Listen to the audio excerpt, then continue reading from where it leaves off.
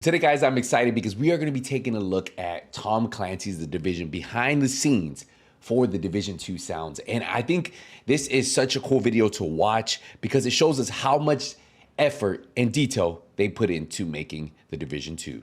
So let's get into this. Let's watch this together. And if you love the sounds of the Division, we're going to enjoy this one.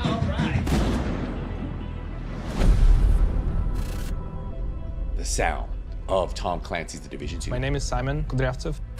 I'm the audio director for The Division 2. I think sound is important in games because it should always be an element that just complements the gameplay. Sound, for me, should just always help drive the player forwards and be that natural element. True.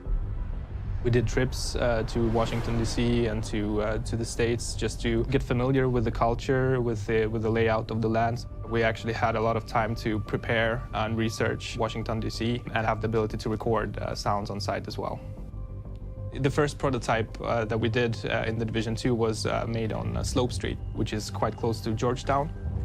And of course we had to go there also just to make sure that we had that specific street as well. What can we derive from this, from real life, and how can we apply it to the fictive reality that we have? We were talking a lot about what do we want to do to make the dark zones differentiate from the open world. Should the dark zones sound like a war zone, something scary? And after a lot of talks, we landed on the word silence. Evoke kind of a lonely feeling or a feeling of discomfort. We actually ended up going to Chernobyl. That's It crazy. did have some recording opportunities that I think are not available elsewhere. What we got from there was actually, if you listen back to it, is quite eerie. There's still some wildlife there, but like there's no presence of human life. Yo, they went. Yo, that's. My name's Glenn Gathard. I'm the head of audio for Pinewood Studios, and I enjoy making noise. Here at Pinewood, we've been really lucky of late to be working with Massive and Ubisoft. I was a massive fan of the First Division, and when I had the opportunity for myself and my team to work on it, it was pretty much like a dream come true. Sounds of We've got to Division, work on music, quite a gunfire. wide range of things, like taking time to experiment over what's the best way for the dialogues to be produced, because we're a big fan of performance.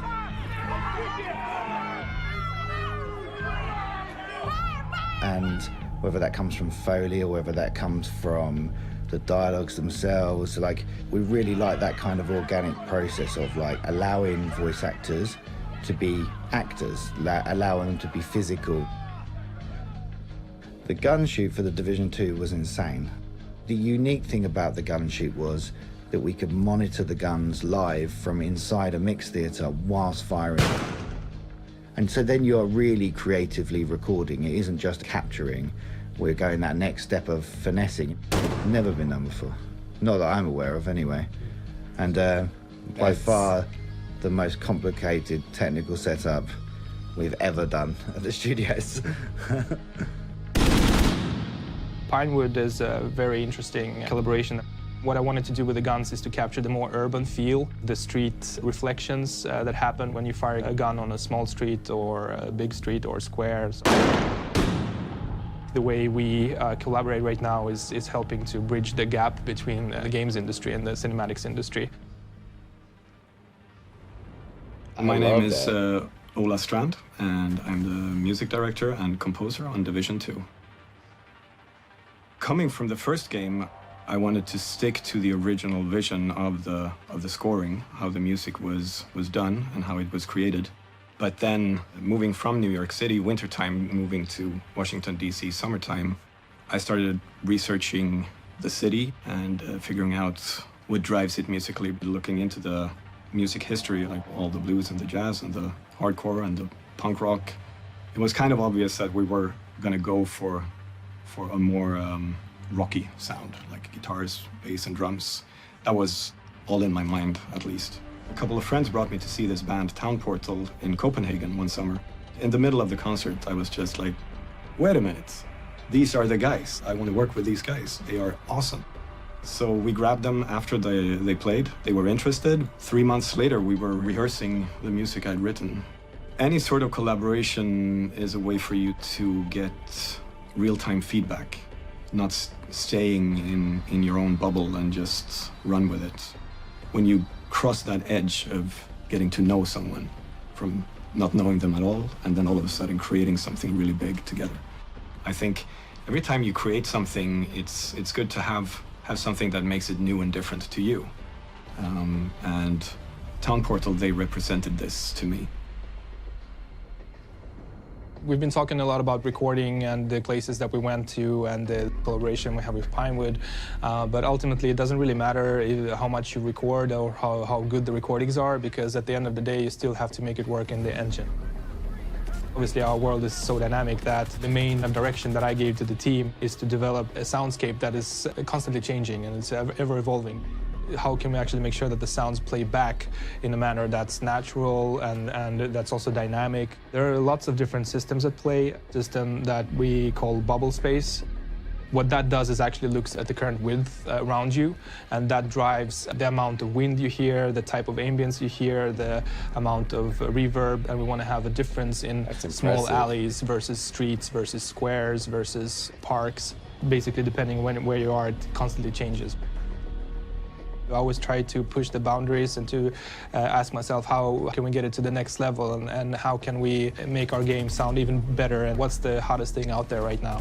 I was really interested in Dolby Atmos. I was intrigued by how we could use the Atmos to enhance the features that we have in our game. One of the interesting concepts is of course Dolby Atmos for headphones. Dolby Atmos for headphones work with any type of headphones, any type of stereo headsets, so the player will be able to experience a better perception of spatiality, so things that are surrounding the player will be perceived in a more natural way. One of the first things we did is experimenting with the sounds of weather.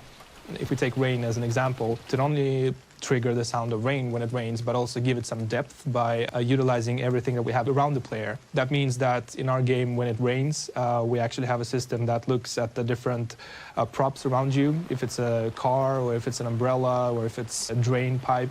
And when it rains, you'll be able to hear those props react in real time, positioned in 3D space. And I think that just gives a nice depth to the weather sound.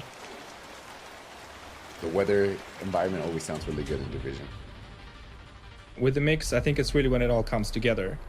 We're taking some time to really look at what we have, look at the details of our world, of our gameplay. One of the things that I really wanted to do is to really highlight the player progression with help of sound. So I think there's a way of tying RPG into sound and how that reflects. As you run around our huge world and as your character progresses, that will be reflected in the sound. But it's not only reflected in the sound of the character. Of course, the sounds of the world will also progress. The big mentality we have with Division 2 is endgame first. When you actually reach the end game, you'll be able to play the missions again, and that time around you're going to have access to an exclusively new soundtrack that's specifically written for the end game missions. RPG elements and the end game are two things that are very core pillars of our game that I really wanted to lift with help of sound. I didn't know they did that with the sound. I want to go back and play it. It's been a great journey working on this game. We've taken everything we learned from shipping the first game, the feedback from the community, and we basically sat down with the team asking ourselves, how can we push this even further? How can we push the boundaries? And I think together with all the teams across all our studios and with the partnerships we've established with Dolby and Pinewood, I think we've created something really special, and I hope the players will enjoy the experience. I think the sounds in Division is so good. All right, guys, we are going to wrap it up there. Let me know what you guys think. I want to know in the comments, what do you guys think about the sounds from the Division 2? Is it a W? Is it an L? Honestly, I think after playing the Division 2 for over 5 years now, right? It's one of the best sounding games out there. Music, gunfire, all sounds pretty good, and I like it. All right, guys, I'll see you guys in the next one. Hey, nothing but skills out.